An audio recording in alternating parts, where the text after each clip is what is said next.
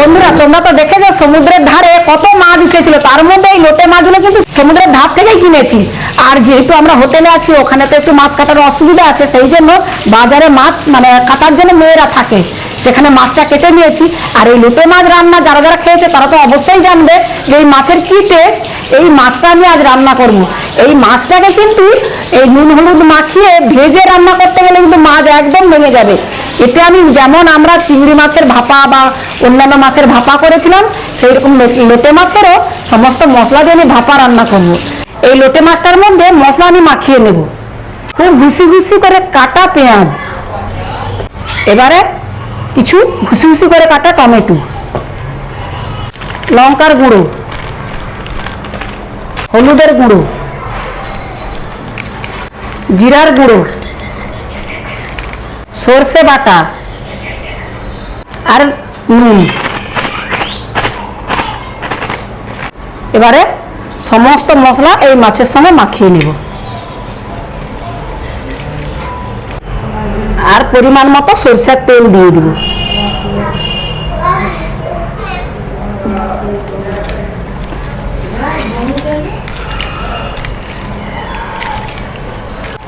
এইভাবে মাখিয়ে 15 মিনিটের মতো আমি রেখে দেবো।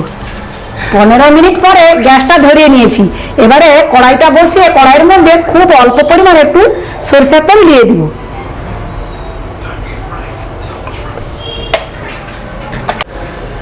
তেলটা গরম হয়েছে, তেলের মধ্যে এই মাছ মাখাটা দিয়ে দিব।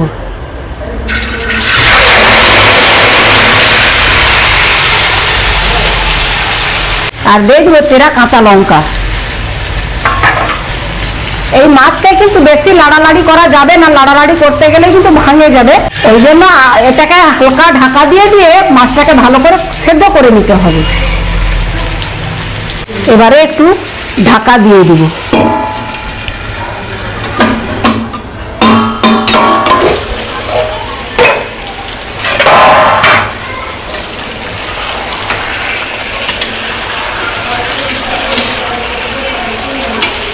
লোটে মাছের তরকারিতে বেশি জল দেওয়া যাবে না, আর লোটে মাছ সিদ্ধ হতে বেশি টাইম লাগে না। এইরকম মশলা দিয়ে একটু তাপ কমিয়ে ঢাকা দিয়ে দিয়ে কষিয়ে নিলেই কিন্তু মাছটা রান্না হয়ে যায়।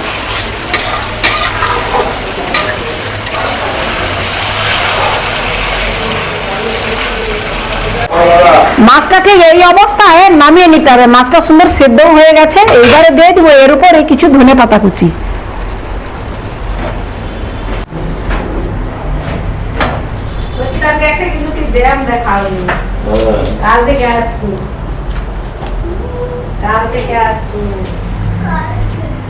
তো মাছটা তো আমাদের রান্না হয়ে গেছে। এইবারে আমরা সবাই গোল হয়ে এই মাছটা খাবো।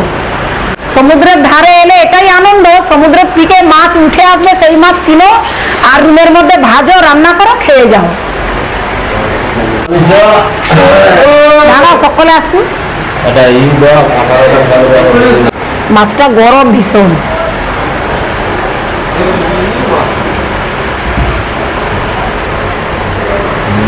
দারুণ আছে রে। হ্যাঁ, ঠান্ডাও।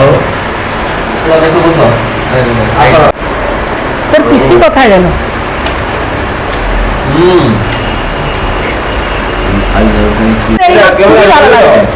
দারুণ, ভাল লাগে লঙ্কা। আরে মামনি, হ্যাঁ হাত